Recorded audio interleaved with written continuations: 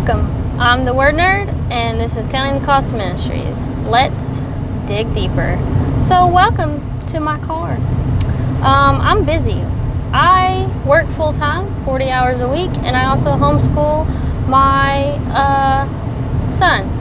So finding the time to do Bible study videos or teaching videos has become a problem.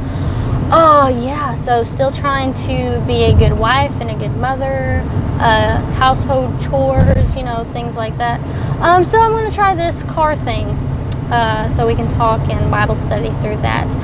Sometimes I have a little bit of downtime where I can study and have some kind of Bible study or video for you guys. So yeah, let's see how this works. So we're just gonna jump in. Let's dig deeper. So I hope this video doesn't annoy you if there's weird sound or if the video jiggles a little. The roads are bumpy, so. But yeah, I just hope you enjoy and get something out of it.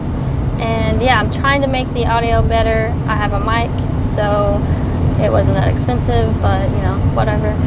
Hopefully it makes it a little bit better. Alright, so let's just jump into it. So I actually want to start a series on, basically the series will be how to pray. And so the first video of this is going to be the invitation to pray. So we're just jumping right in. So 1 Peter 5:7. Casting all your care upon him, for he careth for you. So I'm the WordNerd, obviously. So we are going to definitely be doing some definitions. So the first definition will be care.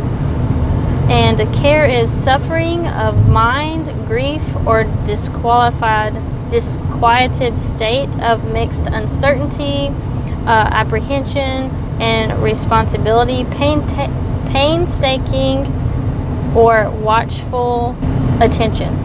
This is an invitation to pray. So think about it. God, the creator of the universe, the all-powerful, all-knowing, all-present creator, wants us to pray. Not just as your Christian duty, but because he wants to know you. Because he cares for you. So I think that's the thing. Like, a lot of teachings say that prayer is our duty, and I definitely agree it is our duty. And we'll talk about that more in another video. But it's also because he cares for you. So this verse talks about giving all your care to him. So he's like, give it to me, let's go, come on over here.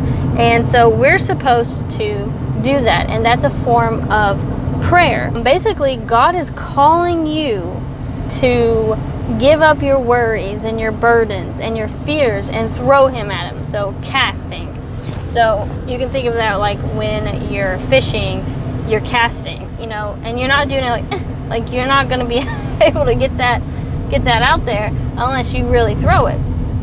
So he wants you to throw your burdens and your fears and your worries and your concerns at him, because he can handle it. He's God. You know what I'm saying? We just talked about the all-powerful, thing. So he wants you to do that. And it's like, basically, like, we go through life and we have burdens and we have these fears and we have responsibilities that we have to get done, right? I'm a mother and a wife. I have responsibilities that I need to get done.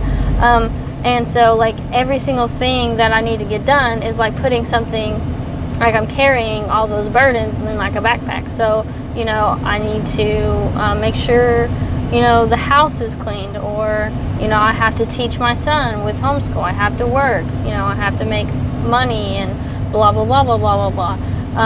So every single thing, you just keep adding to that backpack, and that's a large load to carry, all your worries and fears on your own. And God never created us to do that. God never created this world to be like that.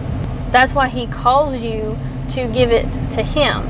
So when he first created the world, we were humans in general, Adam and Eve, were with God, was able to be in his presence. I mean, it talks about in Genesis that God walked in the midst of the garden. And so he literally walked with them. And so that's what was meant to be. But as we know, they rebelled and disobeyed God, and the curse came, and sin came, death came, and separation. So your sin separates you from God. But God sent Jesus so we could be reconciled with him, and now we can be in his presence. And that is one way of doing that is prayer. Now, through Jesus, we have fellowship with God. Let's go to the next verse, Philippians 4:6-7. Be careful for nothing, but in everything by prayer and supplication with thanksgiving let your requests be made known unto God, and the peace of God, which passeth all understanding, shall keep your hearts and minds through Christ Jesus.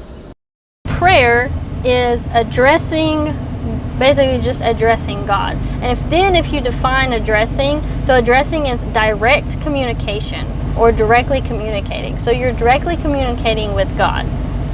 Okay?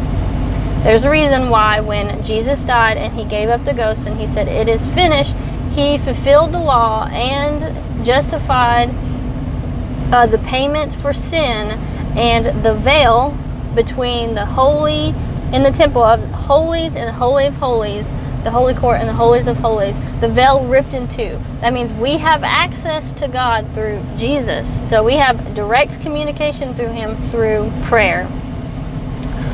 So the definition for supplication is the action of asking or petitioning for something. So petitioning is asking in an earnest and or humbling way.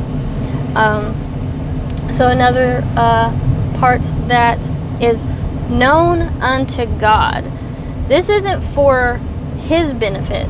It's for you. Okay, so God is all-knowing. He knows what you need, what your problems are, what you're going through. But will you humble yourself and ask him for help? So God says that he gives grace to the humble. Do you trust him? Do you know that he is in control? And do you believe that he is able to do what you need him to do? So it all goes back really to trust. Like, do you trust him? And can you humble yourself and admit, I can't do it on my own. I need your help. It's all about a relationship with God. So let's jump into Psalms 55:22. Cast thy burden upon the Lord, and he shall sustain thee. He shall never suffer the righteous to be moved. So we're going to define sustain is to give support or relief to supply with substance, nourish, to support the weight or carry or withstand a weight or pressure. He wants you to give him all of you, and he will sustain you. Okay, it's not you're doing it on your own. He is there and he's going to supply your need. He created the universe. I think he could supply what you really need. You know what I'm saying? Let's jump into Psalm 62:8. Trust in him at all times, ye people. Pour out your heart before him. God is a refuge for us. So we're going to talk about pour out your heart. Okay? He wants you to pour out your heart. So what really does this mean? Be real.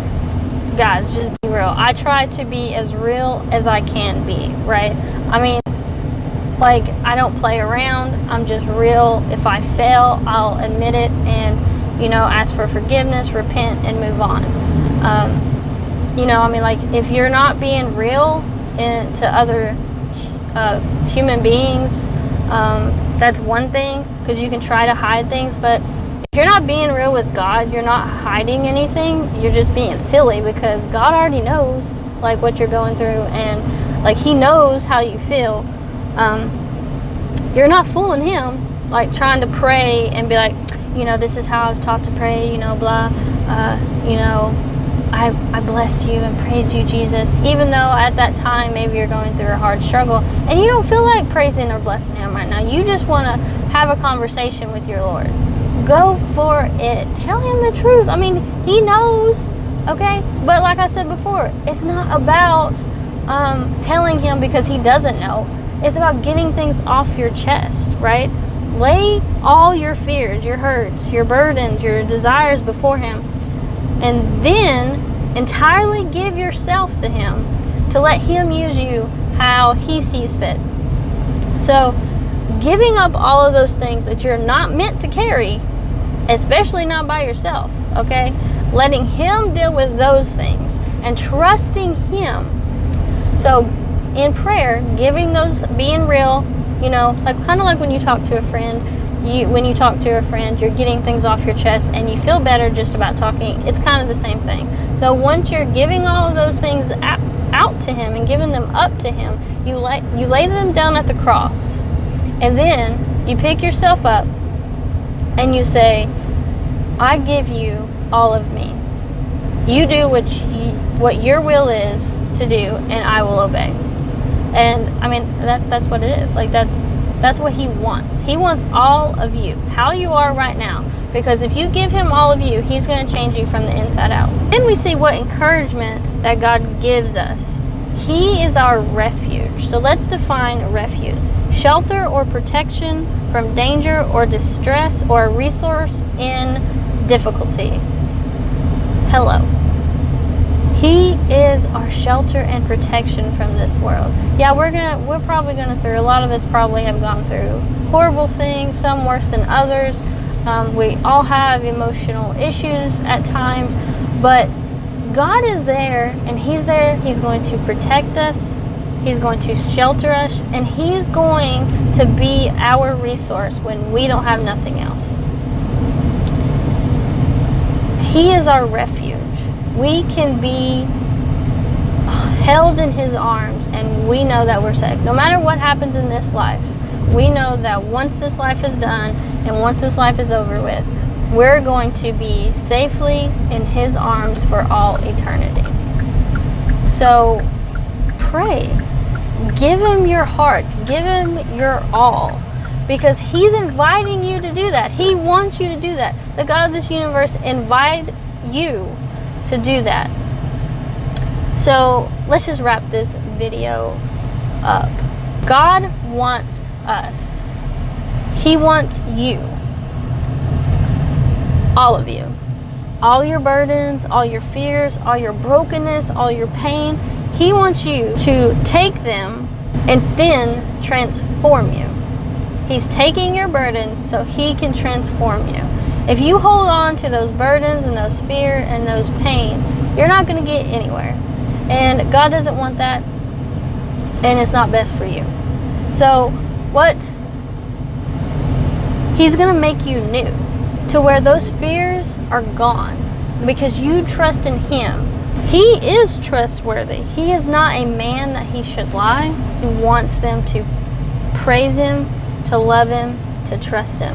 And you can't love him and trust him or really praise him until you don't have those things messing with you, your fears, your burdens, and acting like everything's fine down here, God, I'm fine. No. Prayer is just communicating with your Lord and Savior.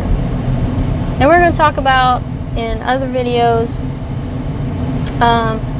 some different ways, different types of prayers and things like that, and get more in depth. But start praying today. He loves you, and this is why he cares for you. His attention is on you. Like, we are specks compared to this universe that he created, and his attention is on you. On you. Right there. You. Watching this. You. So I challenge you to take the invitation that God has given you and watch him change your life for forever. I'm the WordNerd, and this is Counting the Cost Ministries, and I'll talk to you guys later. Remember, God loves you, and he's always with you. Bye. God bless.